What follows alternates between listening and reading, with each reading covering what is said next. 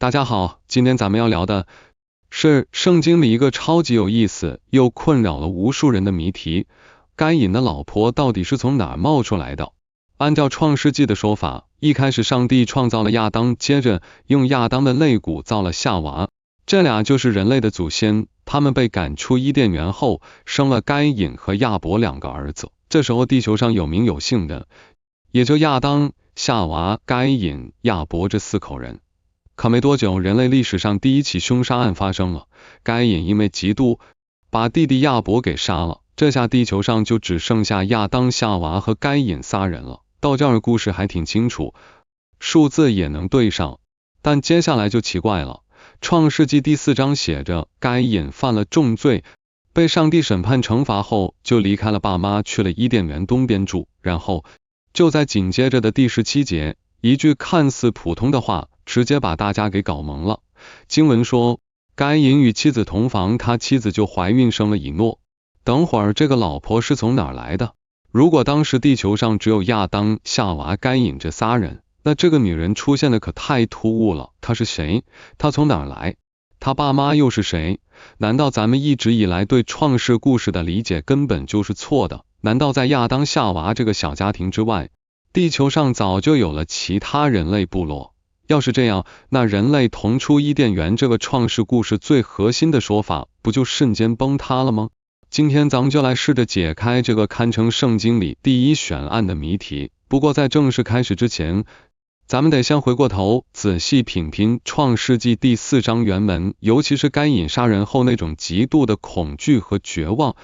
很多人觉得该隐的惩罚就是被上帝流放，其实这理解的有点浅。咱们仔细看看上帝和该隐的对话，会发现一些特别重要却常常被忽略的细节。上帝对该隐说，你兄弟的血，有声音从地里向我哀告的开了口，从你手里接受你兄弟的血，现在你必从这地受咒诅，你种地不再给你效力，你必流离飘荡在地上。这惩罚多可怕呀！对一个农夫来说，土地不给他效力，就等于断了他的活路。但更关键的是，流离飘荡这4个字，它描绘的是一种永远没有家，只能四处漂泊的悲惨状态。而该隐接下来的反应，给我们提供了第一条也是最诡异的一条线索。该隐对上帝说，我的刑罚太重，过于我所能当的，你如今赶逐我离开这地，以致不见你面，我必流离飘荡在地上，凡遇见我的，必杀我。大家一定要注意这句话的后半句，凡遇见我的，必杀我。这话听着是不是让人毛骨悚然？如果当时世界上就只有他和爸妈亚当夏娃，那这个凡遇见我的里的人，到底是谁会来杀他呢？难道他怕的是飞禽走兽吗？这显然不合逻辑。这句话其实强烈暗示着，在该隐的认知里，地球上还有其他人类存在，而且这些人一旦发现他，就可能因为他杀了亚伯的罪行找他报仇。这似乎直接把咱们的调查方向指向了一个最大胆也最颠覆常识的可能性。前亚当人假说。这个假说认为，在上帝创造亚当和夏娃的时候，或者说在伊甸园的范围之外，地球上其实早就存在其他原始人类种族了。这些人不是亚当的后代，而是独立于创世故事主线之外的存在。该隐被流放后，就进入了这些人的领地。他害怕的正是这些前亚当人会找他报仇，而他后来娶的妻子，自然也是这个族群里的人。前亚当人假说在古代和中世纪就零零散散的出现过。到了17世纪，一个叫伊萨克拉佩雷尔的法国思想家把它系统化的提了出来。他想用这个理论解释圣经里一些看似矛盾的细节，比如该隐的妻子是谁，还有不同人类种族是怎么来的。从表面上看，前亚当人假说好像是解决今天这个谜题的完美答案，它简单直接，一下子就填补了所有逻辑空白。该隐怕谁？怕前亚当人。该隐的妻子从哪来？从前亚当人那里。问题好像瞬间就解决了。可一个看似完美的答案，往往藏着更深的致命问题。当我们把前亚当人假说放回整本圣经的宏大故事里去检验，会发现它不仅解决不了问题，反而会引发一场巨大的思想和逻辑混乱。首先，它直接冲击了圣经最核心的神学观念——人类同源性和原罪论。在圣经的观念里，全人类不管生活在哪个大洲，是什么肤色，都有一个共同的祖先，那就是亚当。也正因为这样，当亚当作为人类的代表，在伊甸园里选择违背上帝之后，罪就进入了人性，还一代代传了下来。这就是咱们常说的原罪。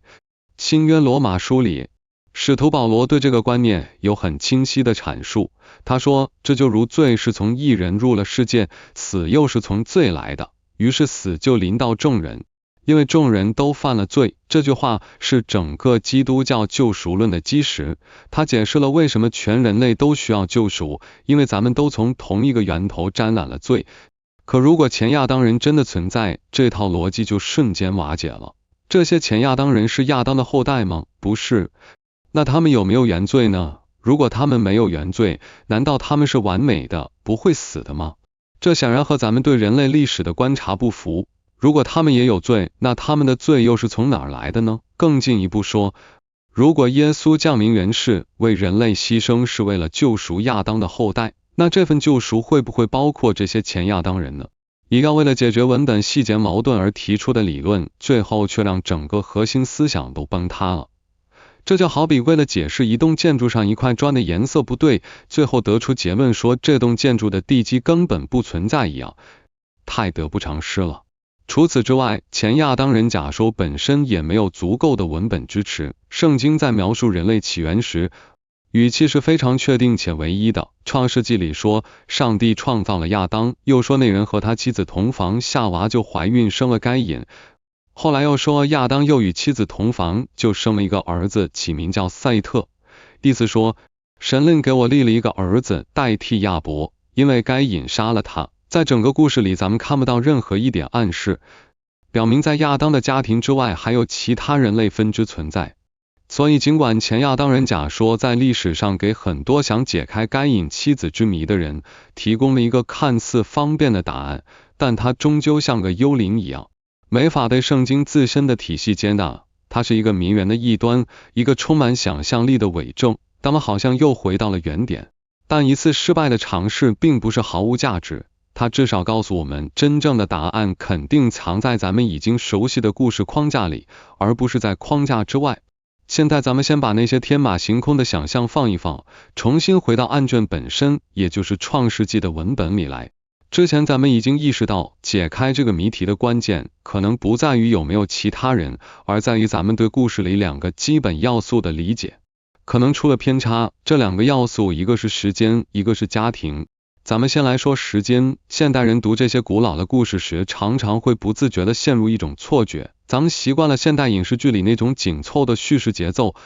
一件事接着一件事发生，中间几乎没有停顿。所以当我们读到该隐杀亚伯被流放然后娶妻生子时，会下意识地觉得这几件事是接连发生的，可能就几年时间。但咱们忽略了创世纪前几章里一个特别颠覆常识的背景设定，早期人类的寿命长得惊人。根据创世纪第5章的家谱记载，亚当活了930岁，他的儿子赛特活了912岁，赛特的儿子以挪士活了905岁，这几乎是现代人寿命的10倍。这个设定是真的还是假的，咱们先不说，但既然它是故事的背景，咱们就必须把它当成一个核心参数放进咱们的分析里。一个能活900多岁的人，他多少岁才算成年？他的人生节奏会是怎样的？该隐杀死亚伯的时候，他到底多大了？圣经里没说，但有些犹太传统文献推测，当时该隐可能已经超过100岁了。不管他当时具体多大，有一点是肯定的，从他杀死亚伯到被流放，再到在挪得之地结婚生子，这中间完全可能隔了非常久的时间，可能是几十年甚至100-200年。在这么长的时间里，长到足够一个现代王朝兴衰的时间里，亚当和夏娃这个家庭会发生怎样的人口变化呢？这就引出了咱们第二条线索，也是最关键的一条线索，那就是家庭。咱们对亚当家庭的印象常常固定在父母加3个儿子上，也就是亚当、夏娃还有该隐、亚伯、赛特。但这是一个很大的误解，这个误解的根源在于咱们忽略了一句能帮咱们解开谜题的重要经文。这句话藏在创世纪第5章第4节里面，在记录完亚当生下赛特之后，补充了一句看似平淡，实则信息量巨大的话：亚当生赛特之后又在世800年，并且生儿养女。生儿养女这4个字就像一道闪电，一下子照亮了整个迷雾重重的案情。它告诉我们一个被长久忽略的事实：亚当和夏娃绝对不只有3个儿子，他们在长达800多年的生育期里，一直在不断的开枝散叶，生了许许多多的儿子，也生了许许多多的女儿。圣经的作者并不想给咱们列一份详细的人口普查报告，他只记录了那些在旧约历史主线上扮演关键角色的男性后代，比如代替亚伯的赛特，因为后来的弥赛亚，也就是救世主，正是从赛特这一脉延续下来了。而那些没被记录名字的女儿们，还有其他儿子们，并不是不存在，只是在作者的叙事目的里被省略了而已。现在咱们把漫长的时间和庞大的家庭这2条线索结合起来，重新构建一下当时的场景。假设该隐在100岁左右杀了亚伯，然后被流放。在这100年里，他的父母亚当和夏娃可能已经生下了10几个甚至几十个孩子，有儿子也有女儿。这些孩子又在他们自己漫长的生命里继续繁衍后代。所以当该隐被流放的时候，地球上的人类数量早就不是咱们想的3个人了，那可能是一个有几十个甚至上百个有血缘关系的亲属组成的初具规模的大家族。该隐说的凡遇见我的必杀我里的人，根本不是什么神秘的前亚当人，而很可能就是他自己的兄弟姐妹或者侄子侄女们。这些人完全有理由为被无辜杀害的亲人亚伯报仇，这也就能解释为什么上帝要给该隐一个记号。上帝是为了保护该隐，免得遇见他们人杀死他。这个记号正是为了在这个已经形成的小型人类社会里，给该隐提供一道司法豁免。那么该隐的妻子是谁，身份也就很清楚了。她肯定是亚当和夏娃众多后代中的一员，换句话说，她要么是该隐的亲姐妹，要么是关系更近一点的侄女。这就是咱们通过文本内部证据能得出的唯一合乎逻辑的结论。这个结论不需要任何外来的天马行空的补充设定，它完全扎根在圣经自身的大叙事逻辑和背景里。虽然这个结论对习惯了现代伦理观念的咱们来说，可能会在情感和心理上造成一些冲击。我知道当该隐娶了自己的姐妹这个答案被说出来的时候，很多人的第一反应肯定是皱眉头，会觉得本能的抗拒和不舒服。因为在咱们的文明认知里，近亲结婚，尤其是兄妹通婚，是被严厉禁止的乱伦行为。它不仅在道德上会被谴责，在生物学上也被证明有极高的遗传风险。朋友们看到这里，大家肯定会问，那圣经的作者难道是在默许甚至鼓励这种近亲结婚的行为吗？要回答这个问题，咱们必须先打破一个思维习惯，不能用现在的观念去套古代的情况，得从3个不同的层面去理解当时那个独一无二的特殊历史环境。第一个层面，咱从生物学的角度来说，咱们现在都知道近亲结婚有风险，这是因为现代遗传学告诉我们，每个人的基因里多少都带着一些有害的隐性遗传致病基因。如果是没有血缘关系的2个人结婚，这些有害基因碰到一起，并且同时表现出来的概率特别低。可要是有血缘关系的近亲结婚，他们从共同祖先那里继承到相同有害基因的概率就会大大增加。这样一来，他们的孩子出现遗传疾病的风险就会变得很高。但在人类历史刚起步的时候，情况完全不一样。根据创世纪里的创世故事描述，亚当和夏娃是上帝亲手创造的，他们刚被创造出来时基因是完美无缺的，根本没有因为基因突变带来的遗传缺陷，所以他们的第一代子女，也就是该隐和他的姐妹们结婚，从遗传学角度看是绝对安全的。他们的基因库就像最纯净的泉水，就算在内部互相结合繁衍也没有任何风险。后来随着人类历史慢慢发展，因为各种环境因素和随机的基因突变，人类的基因库里才开始逐渐积累一些微小的缺陷，就像那纯净的泉水里慢慢混进了杂质。又过了几百年甚至上千年，这些累积的遗传缺陷越来越多，近亲结婚才变成了高风险的事，也才需要被明确禁止。所以从纯粹的生物学角度看，在人类刚出现的黎明时代，近亲之间结合不仅安全，更是让人类这个物种延续下去的唯一办法。这既是数学上的必然，也是生物学上的必须。第二个层面，咱们来说道德律法的层面，这也是最容易让人产生误解的地方。很多人会下意识觉得，既然乱伦是错的，那不管在哪个时代、哪种情况下，它都应该是错的。这种想法皆得主义的道德观，但从圣经本身的故事来看，上帝颁布律法是有一个慢慢推进、适应时代的过程的。大家知道明确禁止近亲结婚的详细律法条文，是在摩西带领以色列人走出埃及之后，在西奈山上，上帝亲自颁布的摩西律法里，才把这条规定白纸黑字写下来的。这部分内容详细记载在利未记第18章里，而这个时间距离该隐生活的时代已经过去非常非常久了，至少有1500年以上。在这之前，圣经里根本没有任何禁止近亲结婚的规定。咱们不能拿着1000多年后才有的法律穿越回过去，惩罚生活在法律诞生之前的人了。这就好比你不能用现在禁止吸烟的规定去惩罚一个在18世纪抽着烟斗的绅士一样，这根本不合情理。那为什么上帝要等到摩西时代才颁布这条律法呢？原因其实很简单，一方面就像咱们之前说的，经过上千年的繁衍经多，人类基因里的缺陷已经积累到一定程度，近亲结婚的生物学风险变得很明显，这时候就需要用律法来避免这种风险。另一方面，当时的以色列民族生活在很多性关系混乱的异教民族中间，上帝需要通过颁布圣洁的婚姻律法，把他选中的子民从那些败坏的习俗里分出来，建立一个在道德上更圣洁的社会。所以律法的颁布是为了适应当时特定历史阶段的需要。在该隐生活的时代，人类的社会结构特别简单，就是一个大家族。当时最要紧的任务是遵守上帝生养众多遍满地面的命令，让人口繁衍下去才是第一位的。因此在那个特定的历史窗口期，兄妹之间结婚是必须的，也是被上帝默许的。其实咱们在后来的圣经经文里也能看到近亲结婚的痕迹，比如以色列人的先祖亚伯拉罕，他娶的妻子撒拉根据创世纪第20章的记载，就是他同父异母的妹妹。这说明在摩西律法颁布之前，这种婚姻形式在当时的社会文化里是被接受的。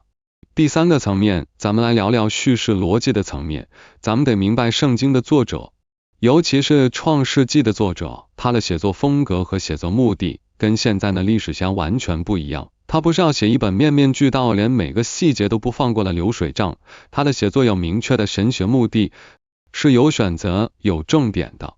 他只会记录那些和核心叙事主线相关的人和事，也就是上帝的创造、人类的堕落以及上帝对人类的救赎应许。所以他会详细记录赛特的出生和他的后代谱系，因为赛特这一脉是上帝选中的要传承应许的线索。但他不会特意去解释该隐的妻子是谁，因为在他看来，这件事是不用多说就明白了，也不是他叙事的重点。对于当时读圣经的人来说，他们会很自然地想到，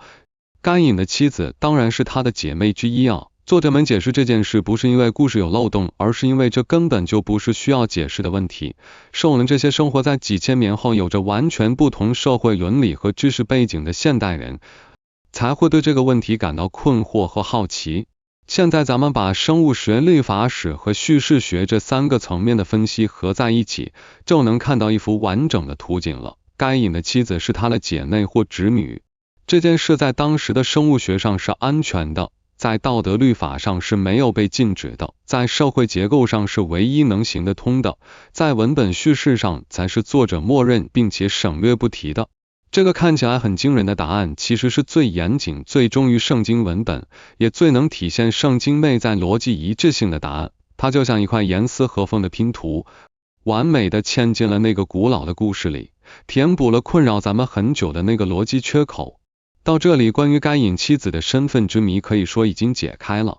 但咱们今天的探索不能就这么结束，因为解开一个谜题的意义不只是找到答案本身，更在于思考这个答案能带领咱们走向哪里。圣经里这个第一个神秘女人，最终把我们引向了一个比她是谁这么谜题更宏大、更深刻的结论，那就是不管我们今天生活在地球的哪个角落，有着怎样的文化，说着怎样的语言，我们全人类都有一个共同的起点。这个故事用一种很古朴甚至有点粗糙的方式强调了人类同源的道理，我们其实是一个大家庭。这个观念现在听着好像是理所当然的，但在人类历史的大部分时间里，它其实是个非常激进甚至带有革命性的思想。在古代世间，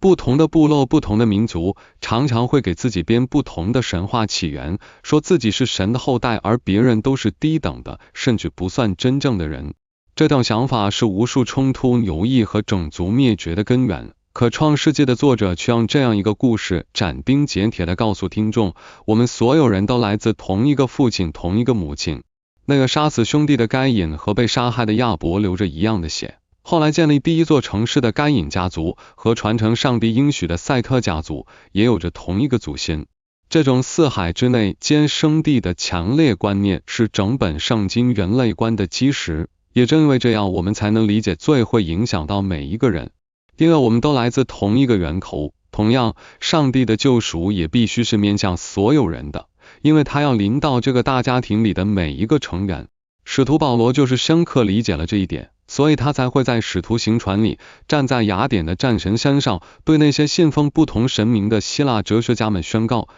他从一本造出万族的人，住在全地上。这里的一本指的就是同一个源头，同一个祖先。今天整个解谜的过程其实还揭示了一个很有趣的现象，我们每个人面对畏惧和不解时，通常会有两种不同的倾向。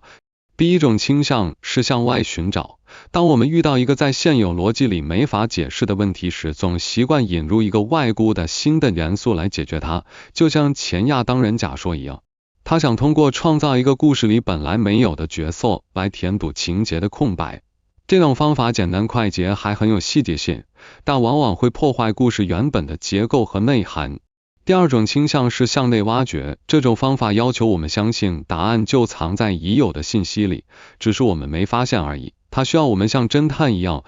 不放过任何一个小细节，反复琢磨那些看起来平淡无奇的内容，比如早期人类的寿命、被作者省略的家庭成员等等。这种方法肯定更辛苦，更需要耐心，但最后得出的结论往往也更扎实，更能和整个故事体系保持一致。我觉得这个原则不光适用于解读古老的文本，也适用于我们生活中的很多事。当我们遇到困惑和难题时，是轻易找一个外部解释来让自己安心，还是沉下心来在问题本身，在自己身上寻找被忽略的线索和可能性？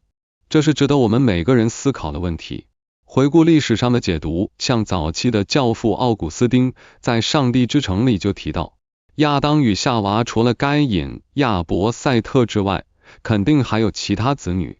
只是圣经没有详细记载。他认为圣经叙事的重点在于传递信仰核心，而不是罗列所有人物生平，所以省略部分子女的记载是合理的。这种观点从文本内部补全的角度为该隐妻子的来源提供了解释，她极有可能是该隐的姐妹。到了中世纪，经院哲学家阿奎那在神学大全中进一步补充说，圣经记载有选择性，因为它肩负着教导救赎真理的使命，那些与救赎核心无关的细节常常会被简化。在人类起源的叙事中，关键是明确亚当夏娃是人类的始祖，而不是记录每一代子女，这都为该隐妻子的存在留下了合理的空间，并且始终没有脱离人类同源的框架。现代的圣经学者们从历史语境的角度分析，认为创世纪的写作背景正处于古代近东文化之中，当时的叙事习惯本就不注重完整的人物谱系记录，他们更侧重通过关键人物与事件来传递族群起源的核心信息。比如在同期的美索不达米亚文献中也常见类似简化谱系的写法，仅突出始祖与重要后代，其他成员往往被省略。这项研究进一步说明，该隐妻子的记载看似矛盾，实则是符合当时叙事逻辑的正常现象，它背后依然是人类同源的核心设定。这些历代的探讨并非为了强行消除文本表面的疑问，而是为了贴合圣经中亚当夏娃为人类始祖的根本设定，如果否定了这一设定，将人类起源归为多个独立族群，那么圣经中关于人类始祖原罪传递、救赎计划等核心叙事便会失去统一根基，人类同源的逻辑也将无从谈起。从信仰层面而言，人类同源是理解上帝对全人类救赎计划的前提。上帝并非只关注某一族群，而是将救恩赐给所有源自亚当夏娃的人类。这一理念贯穿整部圣经，而该隐妻子的疑问恰恰在探讨中让这一理念更加清晰。该隐妻子的疑问之所以能成为圣经第一悬案，本质上是因为它触碰了人类对自身起源的终极关切。从古代到现代，人们对这个问题的执着从未局限于寻找一个具体答案，而是透过这个问题追问：我们从何而来？人类是否拥有共同根源？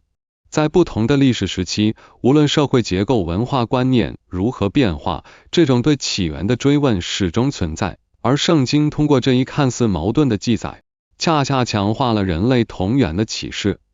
即便在文本叙事的简化呈现中，人类的血脉仍始终追溯至同一对始祖，不存在割裂的族群起源。所有人类在根源上都是紧密相连的。如今这个悬案的价值已超越寻找答案本身，它首先提醒人们，解读圣经文本不能脱离其整体叙事逻辑与历史语境。若孤立看待某一段记载，很容易陷入表面矛盾的困惑。唯有结合圣经的核心设定与写作背景，才能更准确地理解其传递的真理。其次，它让人类同源的理念穿透时空，在当下依然具有重要意义。在当今世界，地域、族群、文化的差异时常引发分歧与冲突，而人类同源的认知则告诉我们，无论这些差异如何存在，人类在起源层面始终拥有共同根基，彼此都是同源的兄弟姐妹。所以说，该隐妻子的悬案最终没有停留在谁是该隐妻子具体答案上，